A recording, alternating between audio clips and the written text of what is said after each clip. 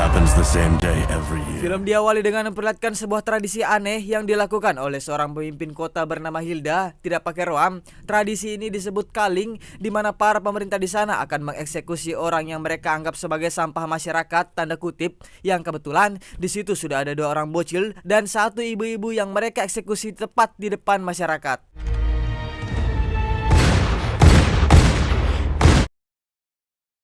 Singkat cerita, beralih ke sebuah tempat di tengah hutan yang ternyata bocil yang dieksekusi waktu itu masih bisa selamat yang entah bagaimana caranya, dimana kini ia diasuh oleh seorang mamang-mamang dari Indonesia yang pastinya kalian semua sudah tahu siapa lagi kalau bukan Kang Yayan Ruhian yang di sini dia bernama Syaman. Si bocil yang bernama Boy itu pun setiap hari harus berlatih sangat keras, seperti latihan memukul bambu, membabat ruyuk, mendorong batu besar dari lereng, memotong kayu, mendorong traktor manual, dan belajar cara menembak menggunakan shotgun. Di mana ia juga mempunyai hewan peliharaan berupa kumbang tanduk. Champions of Vito Fight Club. Tidak hanya itu, Boy juga setiap hari hanya diberi makan berupa kotoran hewan, di mana Boy tiba-tiba teringat kembali akan keluarganya yang telah tewas dieksekusi waktu itu. I know Mom was a little Romina. What? It's all here in this diagram.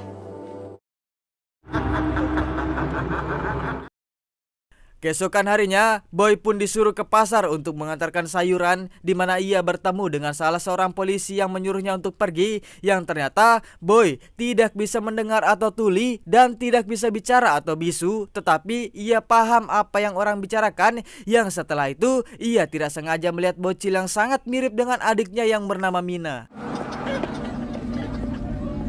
Disinilah terungkap tujuan mengapa ia berlatih sangat keras, yaitu untuk membalaskan dendam ibunya kepada Hilda, si pemimpin yang tidak berkemanusiaan itu, sehingga semakin membaralah semangat Boy untuk berlatih.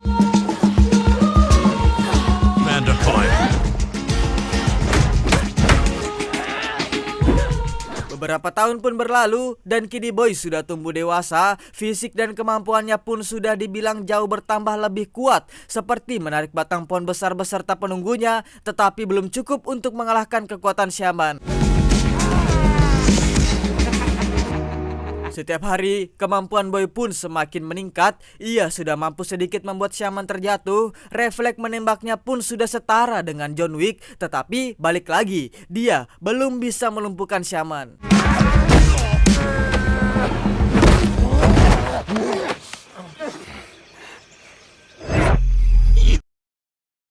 Di saat sedang meditasi, muncullah Mina, adiknya Boy, di mana itu sebenarnya hanyalah halusinasinya Boy saja yang masih belum menerima kepergian adiknya.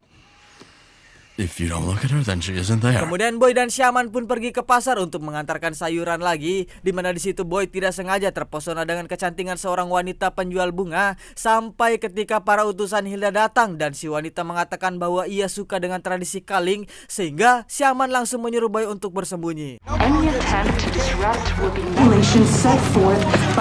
Tujuan para anak buah Hilda ke sana adalah untuk mencari orang lagi yang akan dieksekusi di tradisi kaling, tepatnya di malam harinya. Di situ ada Glenn yang memimpin para pasukan, dan di situ juga ada Gideon yang merupakan kakak iparnya Glenn. Ketika Boy melihat Gideon, ia kembali teringat ketika ibunya ditembak oleh Gideon. Glenn pun berpidato di depan semua masyarakat bak seperti pemimpin yang sok bijak dan benar. Di situ ia sudah mendapatkan 12 orang yang akan dieksekusi nanti malam. Salah satunya adalah seorang pria yang mempunyai senjata ilegal. Namun salahnya adalah anak dan istrinya juga ikut disertakan, sehingga salah satu warga pun mencoba protes dan ya, dengan santainya Glenn mengatakan bahwa itu tidak disengaja, sehingga membuat para warga di sana memberontak, sampai ketika ada seorang pria yang mencoba menyerang Glenn. Dan ya, lagi-lagi mereka membunuh warga dengan santai. Satu prajurit terbaiknya Glenn yang bernama Jun pun turun tangan dan disuruh untuk membantai semua orang di sana, yang tentunya akan dolar kuning. Boy pun sempat ingin membantu, tetapi ditahan oleh Syaman. Akibatnya, banyak sekali orang yang tidak bersalah tewas sia-sia. Glenn pun masih saja memikirkan tentang tradisi kaling di mana ia meminta untuk anak-anak sajalah yang akan dieksekusi. Tetapi untungnya, June masih mempunyai hati dan melarang Glenn untuk tidak menjadikan anak-anak sebagai bahan eksekusi. Boy yang melihat hal itu pun langsung ingin balas dendam, yang walaupun Shaman melarangnya, Boy tetap menjalankan rencananya dengan masuk ke bagasi mobil milik Glenn diam-diam, yang ternyata di dalamnya sudah ada seonggok mayat. Scooch over. That's the city that Hilda created. Malam hari pun tiba, Boy pun keluar dari bagasi dan mencoba untuk mendengarkan pembicaraan mereka. Dia bernama Melanie yang merupakan istrinya Glenn atau adiknya Gideon. Melanie pun memarahi mereka karena hanya membawa 6 orang saja dari 12 orang yang disuruh, sehingga tanpa tidak mau tahu alasan apapun, Melanie menyuruh mereka berdua untuk mencari 6 orang lagi bagaimanapun caranya. Waduh, Tonight, I don't care where you get them. Hey, Shakespeare. Go fucking... Boy pun dikagetkan oleh ilusi adiknya, di mana Boy masih saja mengira bahwa itu asli, bukan ilusi. No, no, no, no. Boy pun sampai di sebuah tempat produksi senjata, di mana di situ ilusi adiknya Boy pun malah cosplay jadi ninja. Dia mungkin agak sedikit mengganggu misi Boy. Hal itu dibuktikan ketika dia memperlihatkan dirinya yang tanpa Boy sadari kalau itu hanyalah ilusi, sehingga keberadaan Boy harus diketahui. Who the fuck is that? Boy pun bergegas untuk bersembunyi dan berhasil menghabisi satu orang prajurit yang ketika dia mengambil sebuah senjata. Ya, ternyata senjata itu belum siap pakai sehingga Boy teringat akan perkataan Shaman, yaitu senjata yang sebenarnya adalah dirimu sendiri sehingga...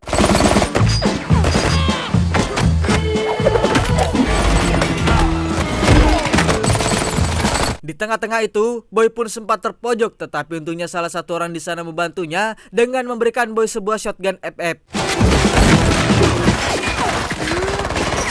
Di saat sedang bersembunyi, pria yang menolongnya meminta Boy untuk memutuskan rantainya dan berjanji akan membawa Boy kepada Hilda, sehingga Boy pun langsung membantunya dan kembali melawan para prajurit yang tersisa.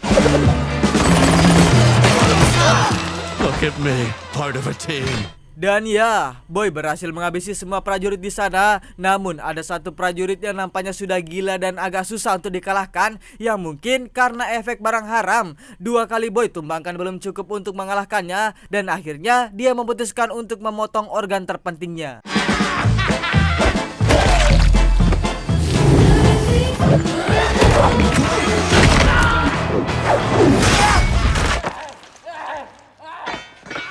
Pria yang bernama Baso tidak pakai kuah ini pun merasa senang dan kagum akan kemampuan Boy, yang tiba-tiba datanglah Glenn dengan tembakan yang sangat tidak akurat. Baso pun mencoba untuk menembaknya dan berhasil mengenai kakinya.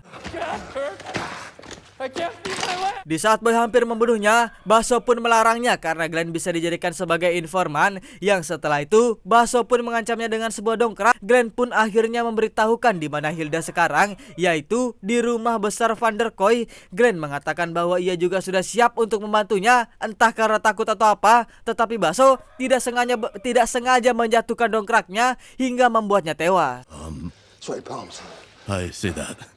Baso yang tidak pakai kuah ini pun mengajak Boy untuk pergi ke kediamannya, di mana di situ sudah ada satu anggotanya Baso bernama Benny yang memiliki bahasa yang sangat aneh dan Boy pun sangat susah untuk memahaminya, sehingga Baso pun meminta bantuan Benny sekaligus menjelaskan rencananya untuk membalaskan dendamnya kepada Hilda. Here we go. Kitchen. Di saat Baso menjelaskan rencananya kepada Boy hanya pelangap-pelongo karena Baso menjelaskannya secara belepotan dan tidak karuan, apalagi malah menyuruh Benny untuk menjelaskan, sehingga Boy hanya ngangguk-ngangguk saja tanpa mengerti tentang rencananya.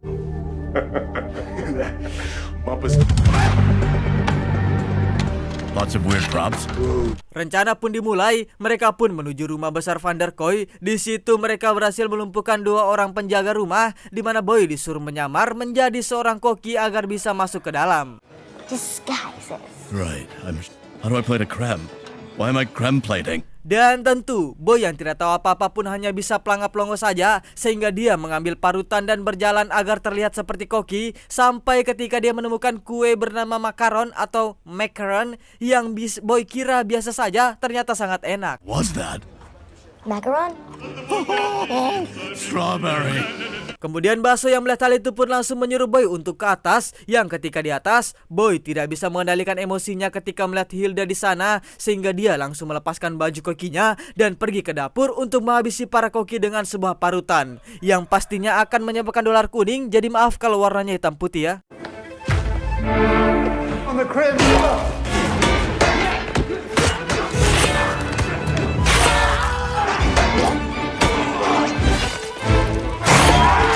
Setelah itu Boy pun bergegas menuju ruang makan dan berhasil melumpuhkan satu penjaga dan langsung menebas kelapanya di Hilda yang dia kira itu Hilda asli, yang ternyata itu hanyalah peran pengganti yang digunakan Gideon untuk acara settingan sebelum acara aslinya dimulai, yang ketika Boy berhasil menyandra Gideon, tiba-tiba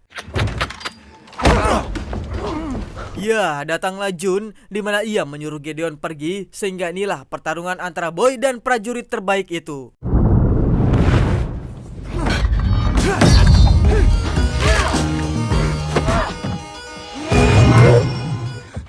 Is that the best you got? Dan ya, ketika Boy berhasil membuka helmnya, Boy malah terdiam dan teralihkan fokusnya ke si adik sehingga ia harus terjatuh setelah didorong oleh Jun. Di saat pingsan, disinilah kita akan diperlihatkan momen ketika Shaman menyelamatkan Boy, dan disinilah terungkap mengapa Boy bisu dan tuli, yaitu Hilda telah mencabut lidahnya dan merusak telinganya dengan besi panas. Setelah siuman, Boy pun sudah dalam keadaan terikat. Jun pun mencoba memaksa Boy untuk memberitahukan keberadaan Shaman, namun Boy sama sekali tidak memberitahukannya, sehingga Gideon pun menyuruh Jun pergi dan dia sendiri yang akan menanyainya. Okay, real talk. Di saat itu, Gideon pun mengungkapkan bahwa dia sebenarnya juga sudah muak dengan tradisi aneh kaling ini, yang ternyata tujuan Hilda melakukan kalingnya itu sebenarnya untuk menangkap Shaman, yang entah kenapa Gideon pun memohon untuk menyerahkan Shaman saja agar tradisinya cepat selesai, tetapi tetap saja tidak ada satu kata pun yang keluar dari mulut Boy, ya karena memang dia bisu, sehingga membuat Gideon agak sedikit kesal. Datanglah Melanie yang mengira bahwa Boy lah yang telah membunuh Glenn, padahal mah bukan, sehingga Melanie pun memutuskan untuk menjadikan Boy sebagai bahan eksekusi di acara kaling nanti. Oh, I am gonna make you so quick. Boy pun dibawa ke tempat acaranya dengan cara diseret, yang setelah itu dia pun dikalungi sebuah kalung khusus yang nantinya akan dieksekusi di depan banyak orang. To the calling. For 25 years we've celebrated this. Setelah itu datanglah Hilda yang langsung berpidato di depan banyak orang tetapi masih pakai prompter, yang ketika Hilda melihat ke arah Boy, seketika ia menjadi sangat aneh, kata-katanya pun sudah tidak jelas tanpa membaca prompter, sehingga membuat Melanie kesal dan menganggap bahwa Hilda sudah gila. Teleprompter. She's insane. You. Buddy. Now enough waiting. What are we all here to witness? Kemudian, ternyata Gideon tadi memasukkan sebuah pisau kecil ke dalam kantong Boy, sehingga Boy mencoba motong tali ikatannya demi sedikit, dan saat itu jugalah acara kaling berlangsung. Pineapple Path! The naughtiest of them all gets to Clearly can't be real. Di tengah acara yang berwarna dan seakan seperti acara anak-anak, tiba-tiba saja kelucuan itu berubah menjadi pembantaian para orang-orang yang sudah disediakan tadi. Salah satunya ada si wanita penjual bunga, sehingga membuat Boy menjadi sangat kesal dan bergegas untuk membuka ikatannya. Boy pun berhasil melepaskan ikatannya, namun sialnya dia terhalang oleh kalung di lehernya yang ternyata bisa mengalirkan listrik, yang ketika Boy akan dieksekusi oleh si kambing putih, tiba-tiba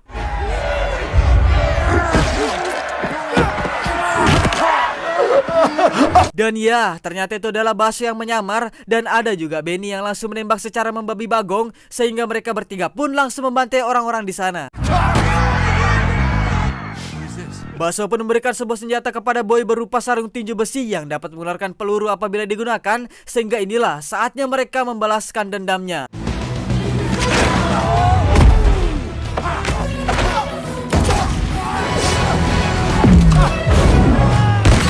Setelah selesai menghabisi para kroco, Boy pun bertemu dengan kesatria pink dengan dua samurai, sementara Boy hanya memakai satu pisau dan satu wortel, tetapi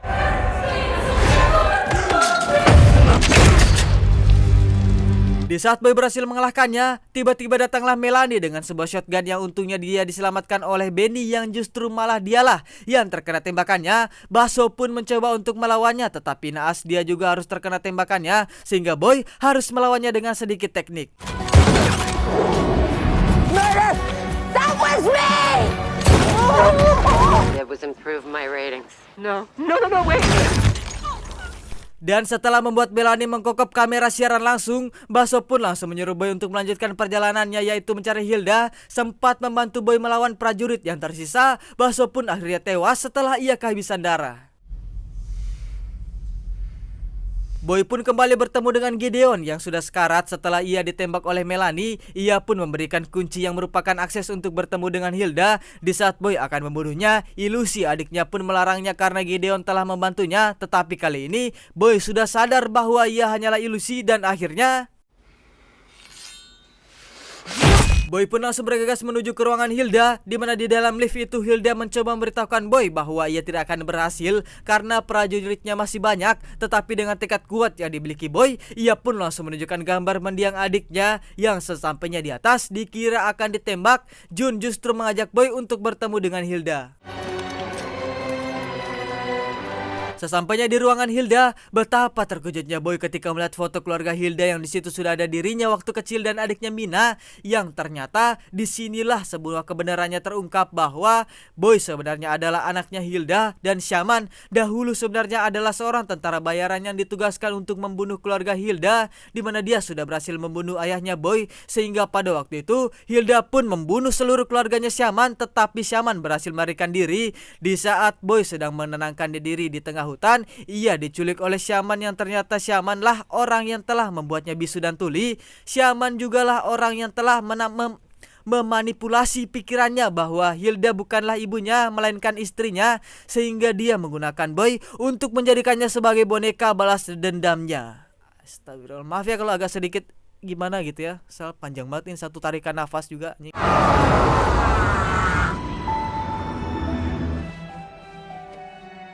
Dan ternyata Jun adalah adiknya sendiri, yaitu Mina. Hilda yang merasa bahwa Boy bukanlah dirinya lagi pun menyuruh Mina untuk mengeksekusinya saja. Yang ketika Mina akan mengeksekusinya, Boy menunjukkan simbol salam 5 jari waktu kecil dengan Mina sehingga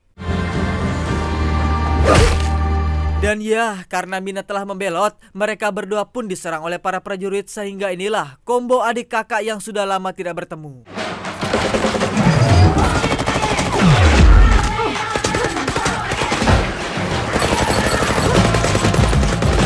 Setelah menghabisi hampir semua prajurit, tiba-tiba datanglah satu orang prajurit yang memakai baju besi lengkap. Mina yang mencoba untuk melawannya pun malah terkena tembakan yang untungnya bukan bagian vital. Boy mencoba untuk melindunginya dan berhasil membalikkan keadaan.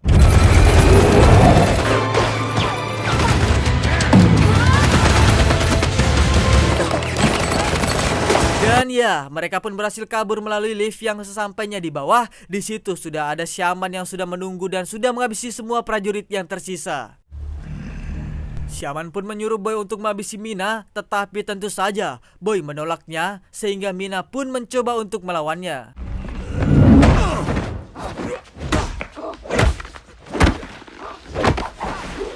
Karena Shaman bukanlah tandingannya, Mina pun hampir tewas ketika Shaman melakukan kuncian kretek-kretek abal-abal. Tetapi Boy berhasil menyelamatkannya setelah bengong beberapa menit. Dan akhirnya Shaman yang merupakan mamang-mamang dari Indonesia pun menantang Boy dan Mina 1 versus 2.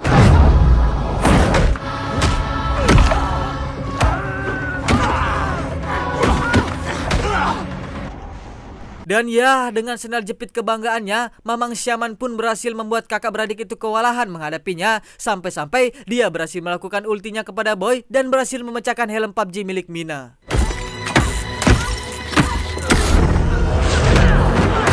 Di saat sedang terpuruk dan terpojok, disitulah saat peran utama diberikan kekuatan lebih oleh produser dengan senjata andalannya yaitu kerambit mini dari kalung Shaman yang ia rebut, sehingga ia dapat mengalahkan Shaman yang merupakan gurunya sendiri. Dan film pun sudah berakhir.